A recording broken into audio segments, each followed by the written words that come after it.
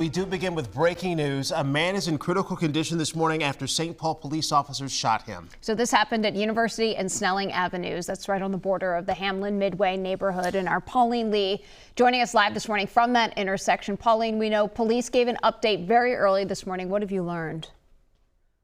Yeah, not a lot, as the investigation is still underway this morning. But just now, the intersection of University and Snelling has just cleared. The last of the police officers just on their way out. Now, as I look in front of us, Shields Avenue is still blocked off at the moment. We expect that to reopen shortly as well. But this, again, just cleared moments ago. Let's take you back to late last night. This was a scene from Sky 4 overnight as police blocked off the intersections of Snelling and University Avenues. This all started, by the way, just before 7:45. They found a man about a half a mile north from Snelling and Charles who had a gun. And they say as they got closer, the man had pointed the gun to his head. Now, officers say they began talking to the man, trying to get him to surrender. But then he started walking south down Snelling. Now, once the man reached Snelling and University Avenues, they say he began walking around within the intersection itself. Now, officers then fired non-lethal rounds at the man, trying to get him to surrender, but he just still wouldn't. And then they say the man pointed the gun at police, and that's when they say they shot him. Now, officers at the time in the area, they say that it was a busy area with cars and pedestrians. It has been a challenging area. It's one of our busiest intersections in the city, and it has been for years. We have major arteries going through there. Snelling has a rapid bus line going through there. We have the Green Line, and University and Snelling just tend to be a very high volume traffic area. Now, St. Paul police say all of the officers involved, they were wearing body cameras. They were on at the time. The BCA is investigating this morning. Of course, they'll be looking at that body camera footage as well. And coming up in about 30 minutes or so, as we just heard there from the police, that this area was very busy with cars and pedestrians. You're going to hear from some of the people who witnessed what happened and the scary moments that followed as well. In fact, I just ran into a family here. They say this area, it's a tough area. It has been a tough area, and police have confirm that as well, just with crime and the uptick just after COVID itself. But they still have hope that this area can turn around.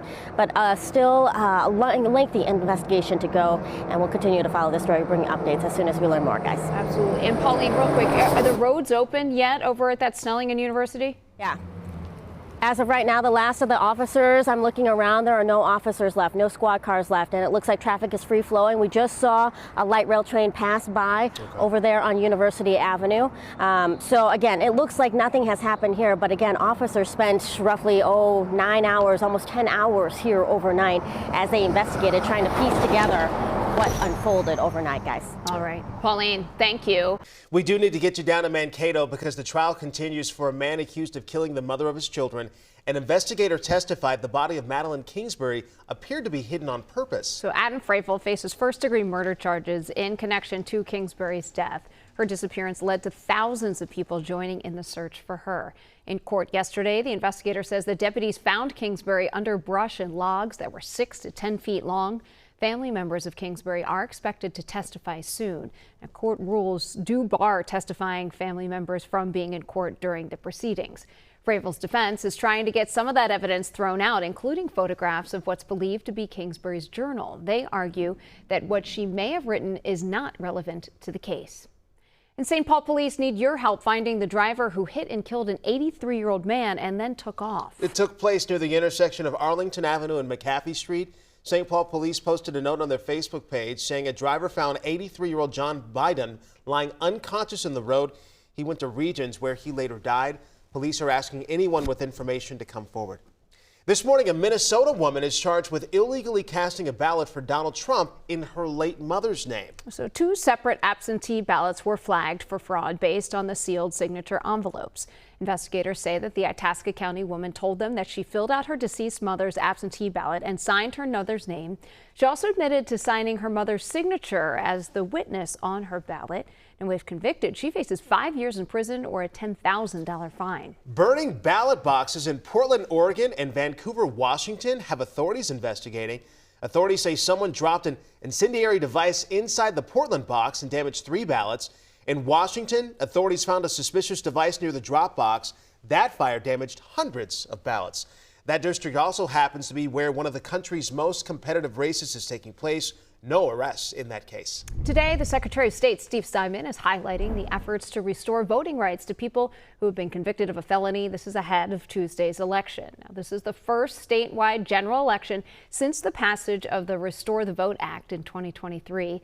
At least 55,000 Minnesotans are newly eligible to vote because of this. Secretary Simon will remind Minnesotans how they can participate in the election. That'll be at a news conference expected at 11 o'clock this morning. Meanwhile, DFL U.S. Senator Amy Klobuchar will join Representative Adam Schiff of California and State Representative Emma Greenman in St. Paul this morning. They'll be talking about minimizing the influence of money in elections. They'll also discuss the impact of January 6th, pro-voter policies, and federal and state election initiatives. It comes as Philadelphia's district attorney has sued Elon Musk over his $1 million voter sweepstakes. Musk and his pro-Trump America PAC are offering a daily $1 million giveaway to registered voters in swing states. To be eligible, they also have to sign a petition supporting the First and Second Amendments.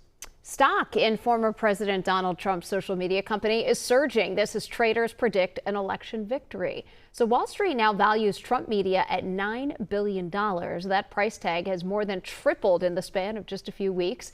Market veterans say that monster comeback is almost entirely driven by bets that Trump will retake the White House. And that's because Trump's social media platform, Truth Social, could become an important platform for presidential communications.